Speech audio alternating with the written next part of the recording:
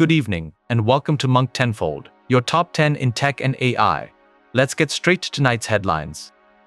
Topping the bulletin, a notable executive departure is shaking up the tech world. Apple Vice President Paul Mead, the man who oversaw the Vision Pro headset program, is reportedly leaving the company. His next stop is OpenAI's hardware division, where the ChatGPT maker is building its own physical products. The move signals growing competition for top hardware talent between Silicon Valley's biggest names.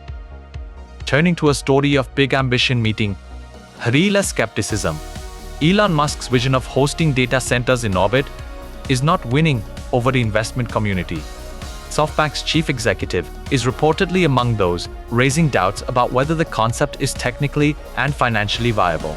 Industry observers have long pointed to the enormous challenges of running compute infrastructure in space. For now, the Orbital data center pitch remains more hype than consensus. Meanwhile, Apple is drawing criticism for leaving 5 older iPad models out of the upcoming iPadOS 27 update. While iOS 27 supports every device that ran the previous version, the iPad lineup is not getting the same treatment. Reviewers say iOS 27 is a strong release overall, notably faster, with only minor battery concerns, making the exclusion all the more frustrating for affected owners. Critics argue Apple should find a way to extend support rather than cutting devices loose.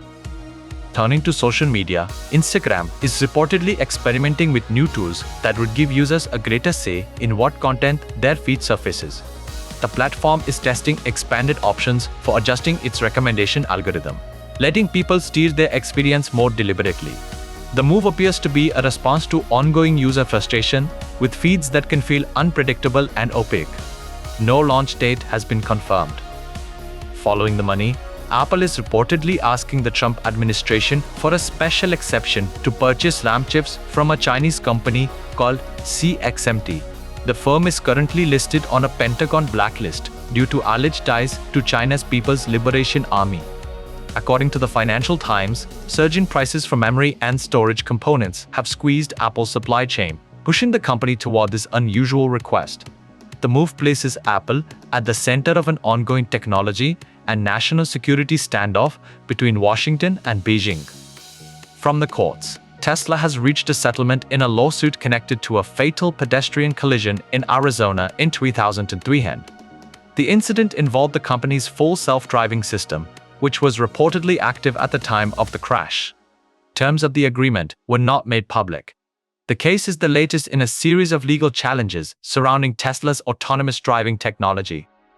SpaceX is reportedly moving to control its own energy supply, with plans to build a private natural gas pipeline in Texas. By owning the pipeline, SpaceX aims to secure a reliable and independent fuel supply for its ambitious launch cadence. Construction timelines have not been officially confirmed.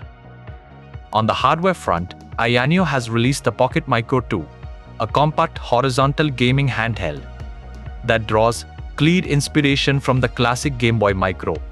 The new device addresses shortcomings of its predecessor with a larger battery, upgraded controls, and a headphone jack that many players will welcome. Early impressions suggest the Pocket Micro 2 is a more polished and complete package than the original, appealing to fans of pocket-sized retro-style gaming.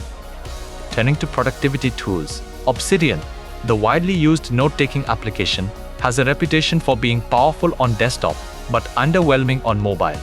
A new roundup spotlights 5 community-built plugins that reportedly fill the most glaring gaps in the mobile experience, adding features that many users feel should have shipped as part of the base app. For anyone who relies on Obsidian across multiple devices, these additions are described as near-essential upgrades.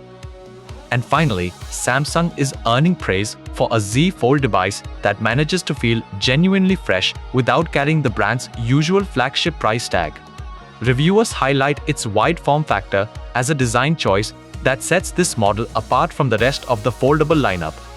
The fact that it sits below the top pricing tier makes it an unusual bright spot in a segment long criticized for being out of reach. And that's your top 10 for this hour.